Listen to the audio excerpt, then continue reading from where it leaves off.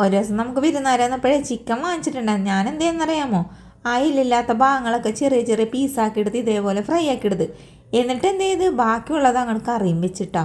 നല്ല ടേസ്റ്റ് ഉണ്ടായിരുന്നു. അതുകൊണ്ടിട്ട് തന്നെ എല്ലാവർക്കും ഭയങ്കര ഇഷ്ടപ്പെട്ട്.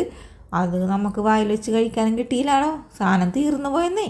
അപ്പം അതുകൊണ്ടിട്ട് എന്നോട് ചേട്ടായി കുറേ ദിവസമായി പറയടി അന്ന് ഉണ്ടാക്കിയ പോലെ ചിക്കൻ ഫ്രൈ ഒന്ന് ഉണ്ടാക്കി തരുമോയെന്ന് ചോദിച്ചു.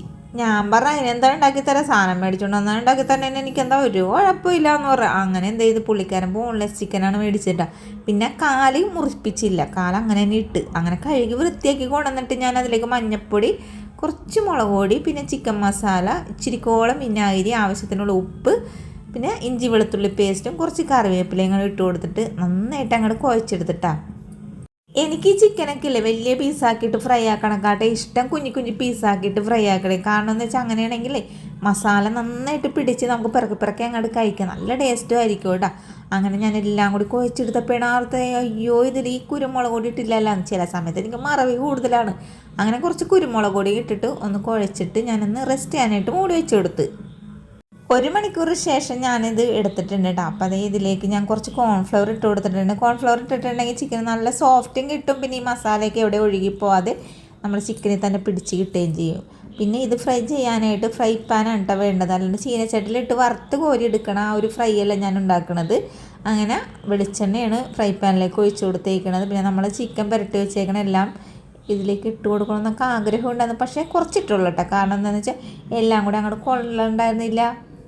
ചെറിയ ചെറിയ പീസായതുകൊണ്ടിട്ടില്ലേ പെട്ടെന്ന് തന്നെ ഇത് നമുക്ക് മൊരിഞ്ഞ് കിട്ടും കേട്ടോ. ആദ്യം താമസമൊന്നും വേണ്ടി വന്നില്ല. അതാ നമ്മുടെ ചിക്കൻ ഇവിടെ മൊരിഞ്ഞ് കിട്ടിയിട്ടുണ്ട്. അങ്ങനെ ഞാൻ തിരിച്ചും കുറച്ച് നേരം ഇളക്കി കൂട്ടിയൊക്കെ എടുത്തതിന് ശേഷം പിന്നെ അതേ ഞാനിതൊന്ന് കോരി ഒരു പാത്രത്തിലേക്ക് മാറ്റുന്നുണ്ട്. ഇനി ബാക്കി വന്ന കഷ്ണങ്ങളും കൂടി ഇട്ടിട്ട് ഫ്രൈ ആക്കി എടുക്കുന്നുണ്ട്. ഫ്രൈ ആക്കുമ്പോൾ എണ്ണ കരിഞ്ഞ് പോരുതട്ടെ, കാരണം ഇനി നമുക്ക് വേറൊരു മസാലയും കൂടി തയ്യാറാക്കാനുണ്ട്. അങ്ങനെ അതെല്ലാം ഫ്രൈ ആക്കി എടുത്തതിന് ശേഷം ആ എണ്ണയിലോട്ട് ഉള്ളി എടുത്തിട്ടുണ്ടാകും. ഉള്ളി ചതച്ചുമല്ല, പിന്നെ പേസ്റ്റ് രൂപത്തിലല്ല, ഒരു തരിതരി പോലെ ആക്കി എടുക്കില്ലേ നമ്മൾ മിക്സിയിലിട്ട്, അതേപോലെയാണ് ഈ ഉള്ളി ചെയ്തെടുക്കേണ്ടത്. എന്നിട്ട് അതും കൂടി ഇട്ടിട്ട് വഴറ്റിയെടുക്കേണ്ടത്.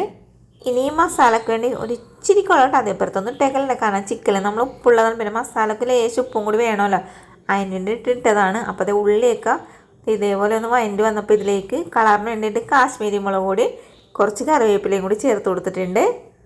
ഇങ്ങനെ ഉള്ളി അരച്ചെടുക്കണമെങ്കിലേ നമ്മൾ മസാല ഫ്രൈ ആയി വരുമ്പോഴില്ലേ നല്ല പൊടി പോലെ കിട്ടും കേട്ടോ. അതിന് വേണ്ടിയിട്ടാണ്. അപ്പോൾ ആ പൊടി മതി നമ്മുടെ ചോറ് കഴിക്കാനായിട്ട്. പിന്നെ ഞാൻ ഇതിലേക്ക് ലേശം ഒരു ഇച്ചിരിക്കോളം വിനാഗിരിയും കൂടി ഒഴിച്ച് കൊടുത്തിട്ടുണ്ട് കേട്ടോ, ഒരു പുളിക്ക് വേണ്ടിയിട്ട്. എന്നിട്ട് എല്ലാം കൂടി ഇളക്കി കൂട്ടിയതിന് ശേഷം വറുത്ത് വെച്ചേക്കണ ചിക്കനും കൂടി ഇതിലേക്ക് ഇട്ട് കൊടുത്തിട്ടുണ്ട്. അങ്ങനെ കുറച്ച് സമയം നമ്മൾ ഇതെല്ലാം കൂടി മിക്സ് ചെയ്ത് എടുത്തിട്ടുണ്ട് കേട്ടോ. എൻ്റെ പൊന്നോ, ഇതിങ്ങനെ മൊരിഞ്ഞ് വരുമ്പോഴേ ആ ഉള്ളിയുടെ മണമില്ലേ ശരിക്കും പറഞ്ഞാൽ എല്ലായിടത്തും പരന്ന രീതിയിലുണ്ട്. അത്രയും നല്ല മണമാണ്. എൻ്റെ പൊന്നെ പറയാൻ പറ്റില്ല, അത്രയും ടേസ്റ്റുള്ള ഒരു ചിക്കൻ ഫ്രൈ ആയിരുന്നിട്ട് ഇത്. അപ്പം ഞാൻ ഓർത്തേ, സാധാരണ എല്ലാവരും ചിക്കൻ ഫ്രൈ ഒക്കെ ഉണ്ടാക്കിയ സവാളയാണല്ലോ വട്ടത്തിലരിഞ്ഞ് നീളത്തിലരിഞ്ഞൊക്കെ ഇടണം. അതിൻ്റെ ആവശ്യമൊന്നുമില്ല. ഞാൻ എന്ത് ചെയ്യുന്നറിയാമോ, ഒരു പാൻ വെച്ചിട്ട് അതിലേക്ക് കുറച്ച് കറിവേപ്പിലയൊക്കെ വറുത്ത് കോരി ഇട്ട്, പിന്നെ ഞാൻ എന്ത് ചെയ്ത് പപ്പടം ഇരിപ്പുണ്ടായിരുന്നു, അത് ഞാൻ നേരിയതായിട്ട് അങ്ങോട്ട് മുറിച്ചെടുത്തിട്ട് അതും അതിൻ്റെ മുകളിൽ ഫ്രൈ ആക്കി ഇട്ട്. അപ്പോൾ ചിക്കൻ ഫ്രൈയുടെ കൂടെ പപ്പടം വറുത്തതും കൂടി കൂട്ടി കഴിക്കുമ്പോഴേ ഒരു പ്രത്യേക ടേസ്റ്റാണോ. വീഡിയോ ഇഷ്ടപ്പെട്ടാൽ ഉണ്ടാക്കാൻ മറക്കാതെ സപ്പോർട്ട് ചെയ്യണം. വീഡിയോ കണ്ടതിന് താങ്ക് യു.